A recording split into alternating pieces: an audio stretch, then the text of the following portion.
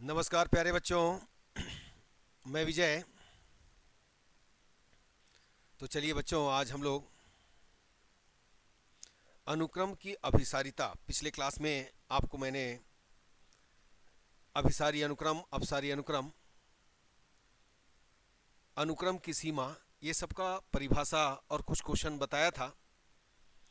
आज हम करने वाले हैं बहुत ही इम्पोर्टेंट टॉपिक, जिसका यानी ये प्रमेय है और ये आपके एग्जाम में पूछे जाते हैं। प्रमेय क्या है? पहला प्रमेय, प्रत्येक अभिसारी अनुक्रम क्या होता है? परिबद्ध होता है। ये हमको बताना है। मैंने आपको अभिसारी के लिए बताया था कि यदि किसी अनुक्रम की सीमा निश्चित हो, किसी अनुक्रम की सीमा निश्चित हो, फिक्स हो, परिमित हो, तो अभिसारी अनुक्रम होता है। दूसरा, मैंने आपको परिबद्ध बताया था। यदि हम small m is less than equal than l is less than equal small m is less than equal than n is less than equal than capital m यदि प्रदर्शित करें, है ना, तो हम इसको परिबद्ध अनुक्रम कहेंगे। यानी निम्नतः परिबद्ध और ऊपरी परिबद्ध दोनों होना चाहिए, तब परिबद्ध होता है। ये आपने डेफिनेशन देखा है, इसको भी आपको ध्यान रखना है बच्चों, ठीक है। और नेक्स्ट हमारे पास है, यदि वास्तविक संख्याओं का कोई अनुक्रम अभिसारी है तो इनका सीमा क्या होता है? अद्वितीय होता है। अर्थात कहने का मतलब ये हुआ कि यदि अनुक्रम अभिसारी है तो उनकी सीमा, चाहे कितना भी अनुक्रम हो, सभी अनुक्रम की सीमा क्या होगा? समान होगा, इक्वल होगा, यूनिक होगा, अद्वितीय होगा। इसके बाद हम पढ़ेंगे कौशी अनुक्रम।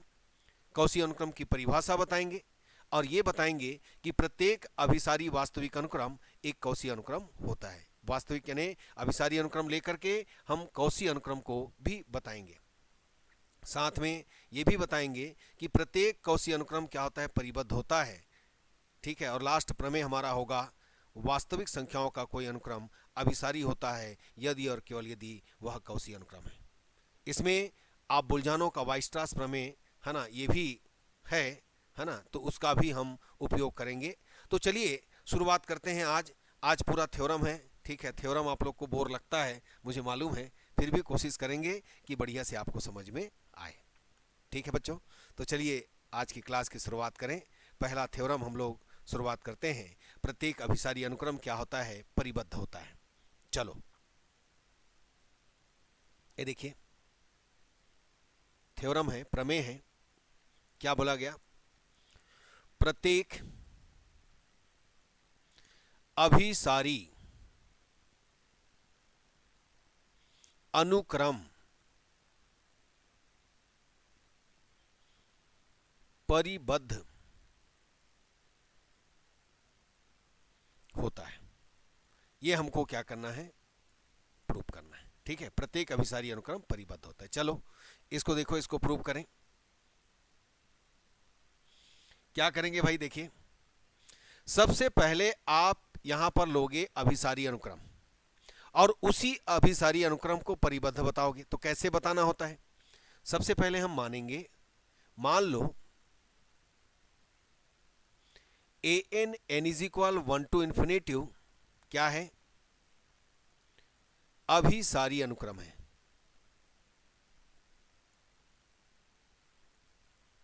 ठीक है।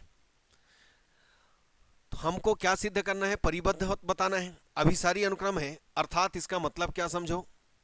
अर्थात आपको दिया है, ये देखो, मैंने अभिसारी के लिए बताया था limit n tends to infinitive a n is equal l, ठीक है। आपको क्या बताना है? परिबद्ध बताना है, नहीं इसको लेकर परिबद्ध बताना है। अब जब भी परिबद्ध, यहां पर दो प्रमेय आप सिद्ध करोगे परिबद्ध के लिए। एक, प्रत्येक अभिसारी अनुक्रम परिबद्ध होता है, और एक कौशी अनुक्रम क्या होता है? परिबद्ध होता है। तो जब भी परिबद्ध बताओगे तो यहां पर जो धनात्मक संख्या है, पॉजिटिव नंबर है, जो कि है ना आर्बिट्रेरी है, स्वेच्छागृहित, यानी अपनी स्वेच्छा से लेते हैं, तो इसको हम लोग क्या मानेंगे? 1। क्या मानेंगे? 1। देखो दिए हुए यहां पर क्या मानेंगे? इसके हिसाब से आप क्या जानते हो? Limit n tends to infinity n is equal l है, तो उसके लिए क्या जानते हो आप? दिए हुए एप्सिलॉन इज ग्रेटर देन 0 के लिए एक धन पूर्णांक m बिलोंग्स टू n का अस्तित्व इस प्रकार होता है कि मापांक a n minus l is less than epsilon for every n is greater than equal than m। यही राइट करते हो ना? बिल्कुल। तो यहाँ पर देखिएगा, मैं लूँगा दिए हुए, इसको हम परिभाषा के रूप में लिख रहे हैं, दिए हुए यानी अभिसारी अनुक्रम की परिभाषा, एप्सिलॉन इज ग्रेटर देन 0। तो इस एप्सिलॉन को जब भी परिबद्ध बताना होगा आप यूनिट मान करके चलना, ये भी तो पॉजिटिव नंबर है। तो epsilon is equal 1 is greater than 0। समझ में आ रहा है क्या बोल रहे हैं हम? दिए हुए epsilon is equal 1 is greater than 0 के लिए एक पूर्णांक, ठीक है, यहां पर एक पूर्णांक लेना है, ठीक है, m। तो यहां पर m की जगह हम लोग परिबद्ध बता रहे हैं तो m0 ले लेते हैं। m0 belongs to n। यह m0 या m0 जो है किस पर निर्भर होता है? m0 किस पर निर्भर है? एप्सिलॉन पर निर्भर। ये देखो ऐसा लिख सकते हैं, epsilon is greater then, epsilon is equal 1 is greater than 0 के लिए एक पूर्णांक m बिलोंग्स टू n इस प्रकार विद्यमान है या का अस्तित्व इस प्रकार है। देखिए, का अस्तित्व को देयर एग्जिस्ट, इसको प्रदर्शित करने के लिए साइन लगाते हैं, देखो उल्टा ई। ये देखिएगा आपकी बुक में ऐसा दिया होगा, इसका मतलब होता है का अस्तित्व है, ठीक है, देयर एग्जिस्ट। ये देखिएगा, तो का अस्तित्व इस प्रकार है, an minus l is less than epsilon के जगह में हमने मान लिया है 1, और for every n is greater than equal than m, सभी के लिए, सभी धन पूर्णांक के लिए। देखो ये इस ढंग से हमको क्या करना है, राइट करना है, ठीक है ना। an minus l is less than 1 for every n is greater than equal than m0, ये हो गया। अब आपको मैंने, देखो ये आपको मैंने बताया था, आपके पास यदि an माइनस एल होता है लेस देन एप्सिलॉन, तो इस असमीका का अर्थ मैंने बताया था, क्या राइट किए थे याद करो, l minus epsilon is less than an is less than epsilon. पिछले क्लास में मैंने बताया था, यदि आप हमारा पिछला क्लास नहीं देखे हैं तो जरूर देखिएगा ताकि आपको थ्योरम समझ में आए। मैं इसलिए बताया था कि सब डेफिनेशन को ध्यान में रखना है ताकि पूरा थ्योरम समझ में आए। तो हम इसको, ये देखो हमारे पास यहां पर क्या है भाई, एक बार इसको राइट कर लेते हैं इधर, और एक बार राइट कर लेते हैं बच्चों, an minus 1 is less than कितना, 1। ये देखिए for every n is greater than equal than m0। मैं साइड में आपको, एग्जाम में इसको मत लिखना है ना, एग्जाम में राइट मत करना, इसको आपको मैं समझाने के लिए बता रहा हूं। देखो इतने को आप इतना लिख सकते हो, तो इंप्लाइज हम इतने को क्या लिखेंगे भाई, l के जगह 1 हो गया, सॉरी यहाँ, सॉरी ये तो l है, एप्सिलॉन के जगह 1 हो गया, तो l माइनस एप्सिलॉन, कहने का मतलब हुआ l minus 1 is less than an is less than l plus कितना, 1। ये किसके लिए है, n is greater than equal than m के लिए, m0, m0। अब यहां पर आने के बाद इस an के जो मिनिमम मान है, छोटा वैल्यू, ठीक है ना, ये देखो निगेटिव और ये पॉजिटिव, तो छोटा वैल्यू को आप क्या करोगे, ये देखो ध्यान देना, मान लो मिनिमम मान small m is equal minimum, किसका मिनिमम, ये जो अनुक्रम दिया है उसका मिनिमम मान, a1 का मिनिमम, a2 का, a3 का, dash dash and so on. Last हम लोग क्या करते हैं, यहां पर a, इसके लिए हम लोग देते हैं, हमारे पास n इज इक्वल m0 है, तो लास्ट क्या आएगा, m0 माइनस 1, क्योंकि m0 वैल्यू इसके अंदर आ गया, l माइनस 1 और l प्लस 1 के अंदर आ गया, और यहां पर आएगा मिनिमम के लिए हम लेंगे l माइनस कितना, 1। ये देखिए फिर से मैं रिपीट कर रहा हूं, इसको ध्यान देना, ये देखो n इज इक्वल m0 किसके अंदर है, इसके अंदर है, ये शो कर रहा है, लेकिन इसके पहले का मान यानी कहां तक, m0 माइनस 1 तक, इसके पहले का मान कितना है, m0 माइनस 1 तक, ये देखो ये वाला मान, तो इन मानों को यहां पर देखो अनुक्रम में यदि रखें तो A1 आएगा, A2 आएगा, A3 आएगा, M0 -1 आएगा, -1 तक, और M0 वाला वैल्यू इसके अंदर आ गया। तो इन सब के जो मिनिमम वैल्यू है, जो सबके मिनिमम मान है, इसको हमने स्मॉल m मान लिया। ठीक है ना, ये देखो। और इसी प्रकार यहां पर देखो कैपिटल M किसको माना, ये देखो कैपिटल M माना इसके मैक्सिमम मान, ये देखो मैक्सिमम, ये होगा A1, A2, A3 dash and so on, M0 -1, माने इन्हीं का मिनिमम मान को स्मॉल m और इन्हीं का मिनिमम मान को कैपिटल M, और यहां पर m है ना कैपिटल, यानी यहां पर M0 के लिए वैल्यू क्या है आपके पास, L+1 बड़ा। अब इन मानों को यहां पर रखेंगे तो समीकरण 1 बदल जाएगा। समीकरण 1 से क्या हो जाएगा, देखिएगा, ये जो है ना लेस देन है वो क्या हो जाएगा, लेस देन इक्वल देन हो जाएगा। ये देखो ऐसा बन जाएगा। ये यदि इन मानों को रखेंगे तो ये ऐसा बन जाएगा, और ऐसा बन गया तो अतः हम कहेंगे, ये कंडीशन किसका है, परिबद्ध अनुक्रम का, अतः अनुक्रम an क्या है, परिबद्ध है। ये देखिए आपने अभिसारी अनुक्रम लिया और आपने बताया कि प्रत्येक अभिसारी अनुक्रम परिबद्ध होता है। फिर से मैं रिपीट कर रहा हूं, देखो बच्चों, देखिए क्या दिया है हमको, प्रत्येक अभिसारी अनुक्रम परिबद्ध होता है, ये प्रमेय है, और ये बहुत ही है ना इंपॉर्टेंट प्रमेय है, एग्जाम में बिल्कुल पूछे जाते हैं।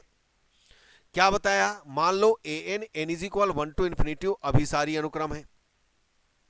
आपको मालूम है अभिसारी अनुक्रम क्या होता है, वह अनुक्रम जिनकी सीमा जो है निश्चित होती है, परिमित होती है, जिसको कि limit n tends to infinity n is equal l हमने बताया था। तो ये हमने राइट किया। अब इसको इसकी परिभाषा, अनुक्रम की सीमा की परिभाषा के द्वारा किस प्रकार राइट कर सकते हैं, दिए हुए एप्सिलॉन इज ग्रेटर देन 0 के लिए एक धन पूर्णांक है ना, M0 बिलोंग्स टू n या m बिलोंग्स टू n का अस्तित्व इस प्रकार है ना, an minus l is less than epsilon. But यहां पर जब भी परिबद्ध बताना होगा, मैंने कहा जब भी परिबद्ध आएगा एप्सिलॉन को क्या लेना, यूनिट लेना, इकाई लेना, 1 लेना। तो epsilon is equal 1 greater than 0, तो एप्सिलॉन की जगह हमने 1 बिठा दिया। अब an minus l is less than 1 for every n is greater than equal than m0। अब मैंने मापांक an minus l is less than epsilon का अर्थ बताया था, याद करो, l minus epsilon is less than n is less than l plus epsilon. तो इसी के बेस पर, इसी के आधार पर मैंने इसको राइट किया। ये देखो l माइनस, ये देखो यहां पर देखो l एप्सिलॉन है तो l माइनस एप्सिलॉन और इधर l प्लस एप्सिलॉन, हमारे पास एप्सिलॉन की जगह में 1 है, तो l minus 1 is less than n is less than l plus 1 for every n is greater than equal than m0। मतलब ये समझना कि n इज इक्वल m0 का जो मान है किसके अंदर है, इसके अंदर और इसके अंदर है। इसके पहले का मान भाई आपके पास 1 2 3 m0 माइनस 1 और ये हो गया बच्चों m0, तो इतना मान भी तो है अपने पास, ये ध्यान देना है आपको। तो इसके लिए हम क्या किए, स्मॉल m, ये मिनिमम मान को, इसका मिनिमम मान किसका, 1 रखेंगे, 2 रखेंगे, 3 रखेंगे, और लास्ट क्या रखेंगे, m0 माइनस 1, क्योंकि m0 वाला वैल्यू इसके अंदर आ गया है। हमने 1 2 3 dash and so on m0 minus 1 इस मान को, इसके मिनिमम मान को स्मॉल m ले लिया, और m0 का वैल्यू कितना है, l माइनस 1 है, तो यहां पर इसका भी l माइनस 1 का जो मिनिमम मान है ना, मिनिमम मान तो वही है l माइनस 1 यहां पर, तो इसको इसमें रख दिया मिनिमम में। और मैक्सिमम के लिए फिर से a1 a2 a3 m0 minus 1 इसका मैक्सिमम मान को हमने क्या मान लिया, कैपिटल M, और मैक्सिमम यहां पर l प्लस 1 है, यहां पर l प्लस 1 राइट कर लेना। ठीक है, तो ये इस ढंग से आपको मिलेगा l माइनस 1, ठीक है ना। ये देखिएगा, अब जब हम इन दोनों मानों को मान लिए तो यहां रखेंगे, तो इसको कैसे रखेंगे, m is less than equal than, less than जो था इन मानों को रखने पर लेस देन इक्वल देन हो जाएगा, m is less than equal than an is less than equal than capital M, और इस प्रकार हम इस an को क्या कहेंगे, परिबद्ध कहेंगे। हमने अभिसारी लिया और अनुक्रम को क्या बताया, परिबद्ध बताया बच्चों। तो चलिए पहला थ्योरम कंप्लीट हुआ। अब दूसरा थ्योरम हमारे पास है, यदि वास्तविक संख्याओं का कोई अनुक्रम, ये देखिए वास्तविक संख्याओं का कोई अनुक्रम अभिसारी है तो इसकी सीमा अद्वितीय होती है, यूनिक होती है, ये हमको बताना है। चलो दूसरा प्रमेय लिखते हैं भाई। ये सब थ्योरम जो है बहुत इंपॉर्टेंट है, याद रखिएगा। क्या है? यदि वास्तविक संख्याओं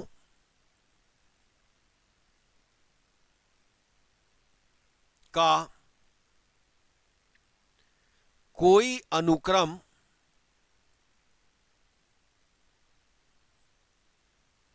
अभिसारी है, ध्यान देना, कन्वर्जेंट, तो इसकी सीमा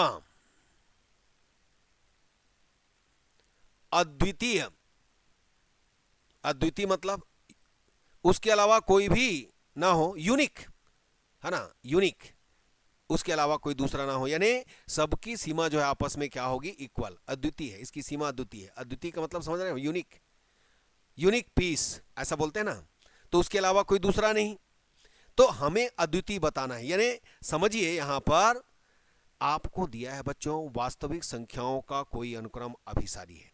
मान लो ये देखो वास्तविक संख्याओं का अनुक्रम अभिसारी है, तो हम लोग मान लेते हैं limit n tends to infinity a n is equal कितना? L1, तथा दूसरा हम मान लेते हैं limit n tends to infinity a n is equal L2। दो अलग अलग सीमा मान रहे हैं ना, दोनों को अद्वितीय बताएंगे, दोनों को यूनिक बताएंगे, इसका मतलब हम दोनों को बराबर लेकर के आएंगे।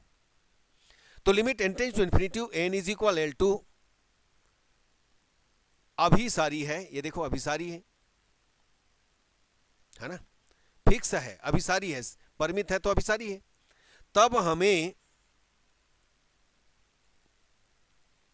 दर्शाना है, सिद्ध करना है, दर्शाना है यूनिक, मतलब L1 इज इक्वल L2 दर्शाना है। अब इसके अनुसार, इस परिकल्पना के अनुसार हम देखते हैं कि दिए हुए, देखना इन दोनों को क्या लिख सकते हैं हम लोग? दिए हुए एप्सिलॉन इज ग्रेटर देन 0 के लिए दो धन पूर्णांक, दो है ना, तो दो धन पूर्णांक मानेंगे। दो धन पूर्णांक क्या क्या मानोगे? M1 M2, और दोनों बिलोंग करता है n को, का अस्तित्व इस प्रकार है। कैसा है? ये देखिए कैसे लिखते हो इसको, कैसे राइट करते हो आप राइट करते हो an माइनस L1, हम लेस देन एप्सिलॉन, तो एप्सिलॉन की जगह एप्सिलॉन/2 राइट करेंगे, तो कोई फर्क पड़ना है? कोई फर्क नहीं पड़ना है, राइट कर सकते हो। ये भी तो पॉजिटिव नंबर है। ये किसके लिए हो गया? n is greater than equal than M1 के लिए हो गया। आप एप्सिलॉन को एप्सिलॉन/2 टू एप्सिलॉन, आपके ऊपर है आप कैसा राइट करना चाहते हैं। ये स्वेच्छागृहीत धनात्मक संख्या है, अपनी इच्छा से लिया हुआ धनात्मक संख्या है, तो आप एप्सिलॉन/2 है ना, आपको जैसे लाना है उसके हिसाब से यहां पर आप रख सकते हो। ठीक, अब इसके बाद दूसरा हमारे पास क्या है? देखो an माइनस कितना है? L2 है। यहां पर देखिए ये क्या हो गया? Epsilon for every n is greater than equal than M1। ये देखो दोनों को मैंने राइट किया, ये दो जो दिया है इसको अभिसारी अनुक्रम की परिभाषा से मैंने इसको इक्वेशन 1 मान लीजिए, इसको इक्वेशन 2 मान लीजिए। अब देखो इनको हम लोग M1 M2 को मानेंगे M, तो क्या करते हैं इसके लिए? मान लो, ध्यान देना, मान लो M इज इक्वल, इन दोनों को मैक्सिमम मान, किसका किसका मैक्सिमम? M1 और M2 का मैक्सिमम मान मैंने मान लिया M। तो जब ऐसा माना तब मुझे यहां पर मिलेगा दोनों के लिए n is greater then M, तब n is greater then M है ना। तो समीकरण 1 व 2 क्या बन जाएगा भाई? दोनों के लिए, दोनों ही परिस्थितियों के लिए हम M लिए हैं, तो an minus L1 is less than epsilon हुआ एक, और दूसरा an minus L2 is less than epsilon हुआ दूसरा। अब दोनों के लिए मैंने यहां पर देखो M1 और M2 था, M1 और M2 था, तो मैंने क्या मान लिया, दोनों के लिए m मान लिया, m मैक्सिमम मान m माना, तो मैं इसको राइट कर लिया। तो इन दोनों इक्वेशन को मैं मान लेता हूं समीकरण नंबर 3। ठीक है, अब इसके बाद हम इसको विरोध स्वरूप मान लेते हैं कि दोनों इक्वल है क्या, नहीं है, चूंकि L1 नॉट इज इक्वल कितना है, L2। ठीक है ना, अतः मान लेते हैं बच्चों दोनों को यदि नॉट इक्वल है तो दोनों को मैं माइनस करूंगा, निगेटिव पॉजिटिव जो भी आएगा, ऋणात्मक धनात्मक जो भी आएगा, मैं धनात्मक राइट किया, मापांक ले लिया, इसको मान लिया धन संख्या डेल। ठीक है, और इस डेल को चूंकि हमारे पास एप्सिलॉन जो है स्वेच्छ गृहीत क्या है, धनात्मक संख्या है, तो हम लोग क्या मान लेते हैं इसको, अतः मान लो एप्सिलॉन इज ग्रेटर देन कितना है, यानी इससे बड़ा है, समझो ये अपन मानकर चल रहे हैं। ये समीकरण नंबर कितना, 4। देखिए मैंने यहां पर, आपने अभी देखा कि L1 और L2 तो बराबर नहीं दिख रहा है, दिख रहा है क्या, नहीं दिख रहा है। हम क्या कर लेते हैं, दोनों को नॉट इक्वल मान लेते हैं, दोनों को बराबर नहीं है मान लिए। जब बराबर नहीं है तो दोनों को घटाओगे, हो सकता है आपको ऋणात्मक मिले, हो सकता है आपको धनात्मक मिले, लेकिन हम मापांक ले लिए हैं, इसका मतलब ये धनात्मक संख्या आएगा ही आएगा। चूंकि एप्सिलॉन स्वेच्छागृहीत धनात्मक संख्या है ना, हम लोग जो लिए हैं वो धनात्मक संख्या है, तो हम इस एप्सिलॉन को ऐसा माने कि डेल से क्या हो जाए, ये बड़ा हो जाए। तो हमने एप्सिलॉन को ये धनात्मक संख्या डेल से बड़ा मान लिए। अब ये समीकरण नंबर 4 लिए। अब हमारे पास यहां पर देखो जो माने हैं उसमें del is equal L1 minus L2 है, बिल्कुल है। ये किसके लिए है, नॉट इक्वल के लिए, ध्यान देना। और उसके लिए हाइपोथेसिस परिकल्पना अपने माना है एप्सिलॉन बड़ा है किससे, डेल से। अब क्या करो, हम इसमें क्या करते हैं, an को जोड़ते हैं और an को घटा देते हैं। देखो L2, यानी एक बार यहां पर और राइट कर लेते हैं, L माइनस कितना an प्लस an माइनस कितना L1 माइनस an और प्लस an माइनस L2। अच्छा, आप त्रिभुज असमीका पढ़े होंगे, है ना, फर्स्ट ईयर में 12वीं में पढ़े होंगे। ये ऐसा आपने मापांक ऐसा देखे होंगे, ये ऐसा आपने फर्स्ट ईयर में 12वीं में पढ़े होंगे। इसी को आधार बनाकर हम इन दोनों को, इसको एक को x मान लो, इसको y मान लो।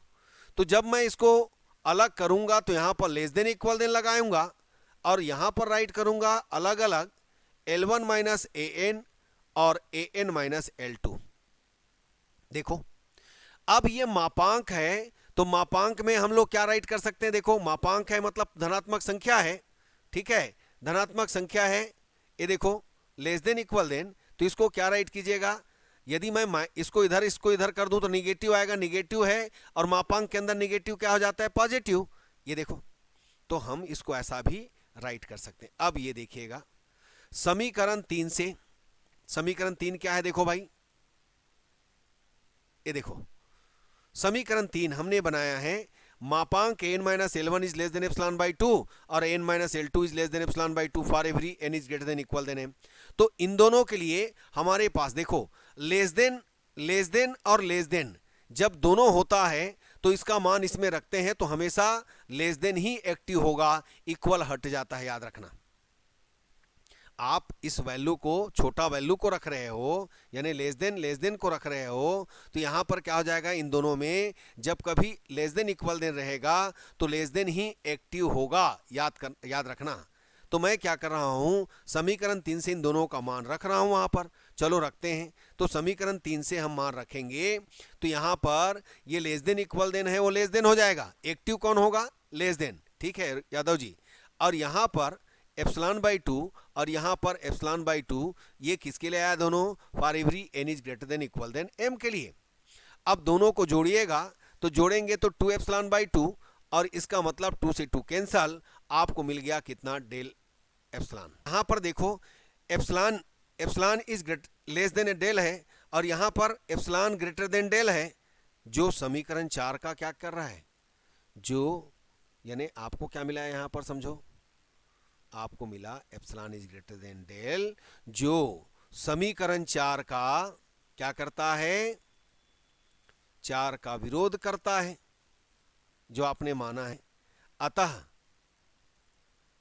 हमारी सीमा जो है L1 not is equal L2 ना होकर क्या होगा, L1 इज इक्वल L2 होगा, क्योंकि विरोध हो गया है ना। अब उल्टा कर देंगे है ना, विरोध हो गया तो L1 इज इक्वल L2 हो गया, अर्थात दोनों बराबर हुआ, अर्थात कहेंगे कि सीमा क्या है, अद्वितीय है। ये हो गया। तो चलिए अब हम देखते हैं कौशी अनुक्रम क्या होता है। कौशी अनुक्रम, इसकी परिभाषा कौशी ने दिया है, देखिएगा। कौशी अनुक्रम के नाम से चलता है, मान लो an n is equal 1 to infinity write कर सकते हो। मान लो an वास्तविक संख्याओं का कोई अनुक्रम है, तब an, इसका परिभाषा क्या बनता है देखिएगा, कौशी अनुक्रम कहलाता है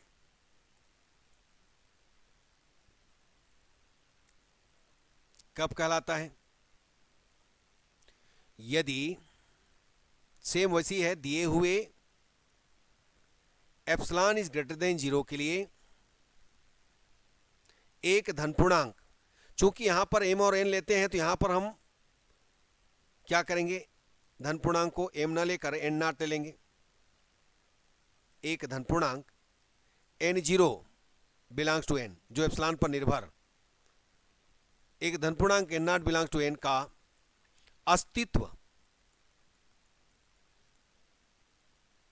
इस प्रकार है। कैसा है ये देखिए, इसको याद रखना, am minus an is less than epsilon for every m और n दोनों लिए हैं, इसलिए यहां पर हमने n नॉट लिया। ये देखो, ये कौशी अनुक्रम का परिभाषा है, am minus an is less than epsilon, याद रखिएगा। ठीक है, इसी का दूसरा परिभाषा और दिया है। क्या दिया है देखिएगा, दूसरा कौशी का दूसरा परिभाषा,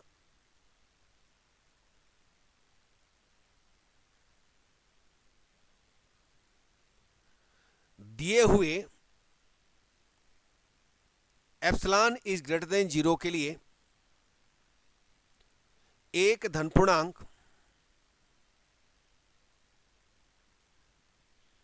n बिलोंग्स टू n का अस्तित्व इस प्रकार है,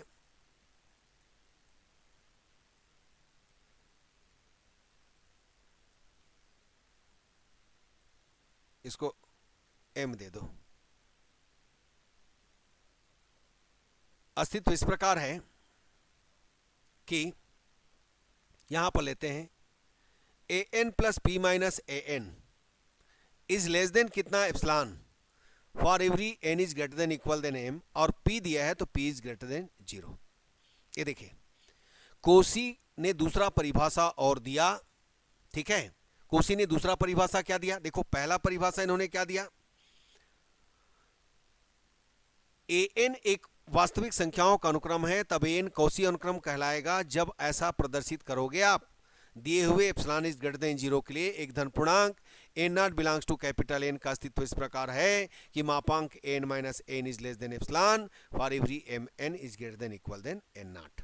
ठीक है, दूसरा परिभाषा इन्होंने बताया कि दिए हुए एप्सिलॉन इज ग्रेटर देन 0 के लिए, ठीक है, ये पहला परिभाषा था। ठीक है, दिए हुए एप्सिलॉन इज ग्रेटर देन 0 के लिए एक धन पूर्णांक m बिलोंग्स टू n का अस्तित्व इस प्रकार है। यहां पर n भी दे सकते हो, m भी दे सकते हो, चलो जैसे कि n दिया है यहां पर तो n ही ले लो। n बिलोंग्स टू n का अस्तित्व इस प्रकार है कि मापांक n plus p minus n is less than epsilon for every n is greater than equal than m और p इज ग्रेटर देन 0। ये दोनों परिभाषा ही याद रखिएगा, तभी आप थ्योरम बना पाएंगे। ठीक, अब चलिए एक थ्योरम यहां पर फिर देख लेते हैं। प्रमेय आपको दिया है प्रत्येक अभिसारी अनुक्रम एक कौशी अनुक्रम होता है। प्रत्येक अभिसारी अनुक्रम, देखो कैसे करोगे इसको, कैसे बनाओगे, देखो क्या बोल रहे हैं, अभिसारी अनुक्रम बोल रहे हैं, कौशी अनुक्रम बताना है। तो सबसे पहले अभिसारी अनुक्रम के लिए क्या जानते हो, limit tending to infinity n is equal l. मान लो ए एन क्या है, अभिसारी अनुक्रम है। ये देखो, अब अभिसारी अनुक्रम है मतलब अभिसारी अनुक्रम की परिभाषा क्या जानते हो, अर्थात limit n tends to infinity n is equal l. आपको क्या बताना है, कौशी अनुक्रम। कौशी अनुक्रम है मतलब क्या लेके आना है, ए एम माइनस एन। तो यहां पर मैं इसको है ना एप्सिलॉन परिभाषा के हिसाब से कैसे राइट करूंगा, दिए हुए, ये देखो दिए हुए किसको राइट कर रहा हूं, अभिसारी वाले को। Epsilon is equal sorry epsilon is greater than 0 के लिए एक धनपूर्णांक क्या लेंगे, n not belong to n, capital n, यानी एप्सिलॉन पर निर्भर का अस्तित्व इस प्रकार है, कैसा है,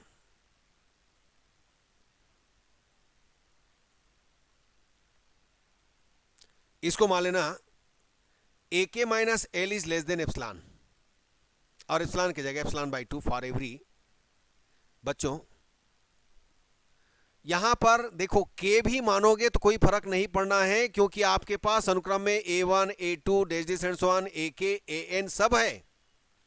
आप के भी मान सकते हो, एन भी मान सकते हो, एम भी मान सकते हो, आपके ऊपर है।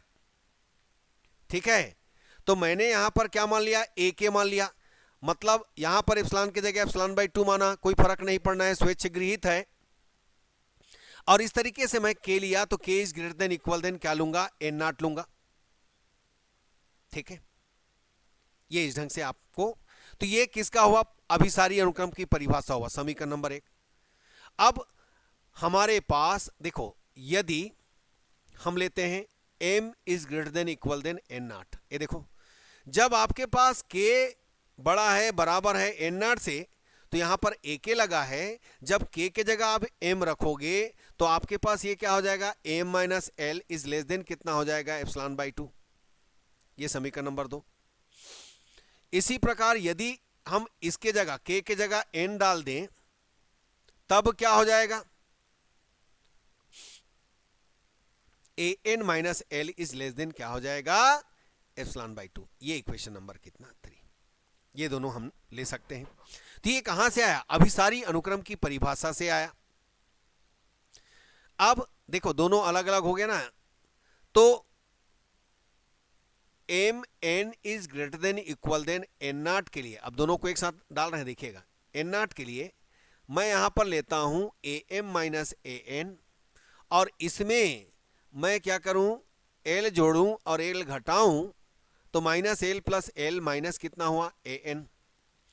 अब हम त्रिभुज असमीका लगाएंगे, क्या लगाएंगे, त्रिभुज असमीका, चलो लगाओ, वही मापांक x plus y is less than equal than मापांक x प्लस मापांक y। तो आपके पास a m minus a n में आपने एल जोड़ा घटाया, तो ये बनेगा a m minus l plus यहां पर बनेगा एल माइनस कितना, ए एन। ये देखो हम इसको क्या राइट कर सकते हैं, देखना a m minus a n is less than equal than, ये तो ठीक है, कोई दिक्कत नहीं है, लेकिन यहां पर ऋणात्मक को बाहर करेंगे तो मापांक है, धनात्मक ही होगा, ए एन माइनस एल होगा। अब यहां पर क्या कीजिएगा, समीकरण 2 व 3 से मान रख दीजिएगा, तो समीकरण 2 व 3 से क्या मान आएगा, 2 व 3 से देखो समीकरण 2 व 3 से क्या मिलेगा आपको, a m minus a n, अब यहां पर less than equal than active हो जाएगा लेस देन, और इसके जगह में आप रखोगे एप्सिलॉन बाई 2 और यहां रखोगे एप्सिलॉन बाई 2, दोनों का मान रखेंगे for every m n is greater than equal than n naught, और इस तरीके से हमको मिल गया, ये देखो दोनों को जोड़ेंगे है ना, तो ये एप्सिलॉन आ जाएगा for every m n is greater than equal than n naught, अतः कहेंगे ये परिभाषा आ गया कोसी अनुक्रम का। ये देखो an कहेंगे क्या है, एक कोसी अनुक्रम है। अभिसारी लेकर के हमने कोसी अनुक्रम बताया। तो बच्चों अभी 2 थ्योरम रह गया है, इसको हम नेक्स्ट क्लास में करेंगे, है ना। तो आज का क्लास यहीं तक रहेगा। यदि हमारा क्लास अच्छा लगा तो अपने दोस्तों को जरूर बताइएगा। ठीक है बच्चों, धन्यवाद, नमस्कार।